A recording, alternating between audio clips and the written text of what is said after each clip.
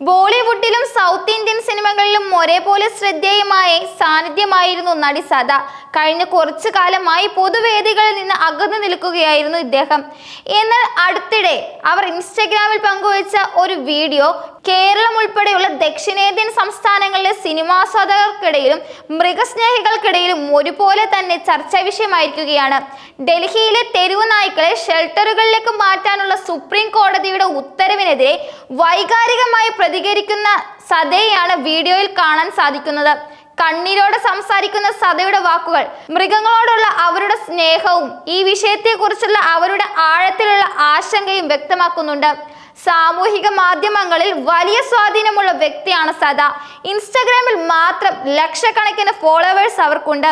സിനിമകളിൽ നിന്ന് മാറി നിൽക്കുമ്പോഴും തന്റെ കാഴ്ചപ്പാടും വ്യക്തിപരമായ ജീവിതത്തിലെ വിശേഷങ്ങളും ആരാധകരുമായി പങ്കുവയ്ക്കാൻ അവർ മറക്കാറില്ല. ഡൽഹിയിലെ തെരുവു നായകളെ 8 ആഴ്ചയ്ക്കുള്ളിൽ ഷെൽട്ടറുകളിലേക്ക് മാറ്റണമെന്ന സുപ്രീം കോടതിയുടെ ഉത്തരവാണ് സദയെ ഇത്രയധികം വികാരാധീനിയാക്കി മാറ്റിയത്. ഇത്രയും കുറഞ്ഞ സമയത്തിനുള്ളിൽ ലക്ഷക്കണക്കിന് നായ്ക്കളെ ഷെൽട്ടറുകളിലേക്ക് മാറ്റാൻ സാധിക്കില്ലെന്നും ഇത് നായ്ക്കളെ കൊല്ലാനുള്ള ഒരു മറഞ്ഞ ശ്രമമാണെന്നും അവർ തുറന്നു പറഞ്ഞു.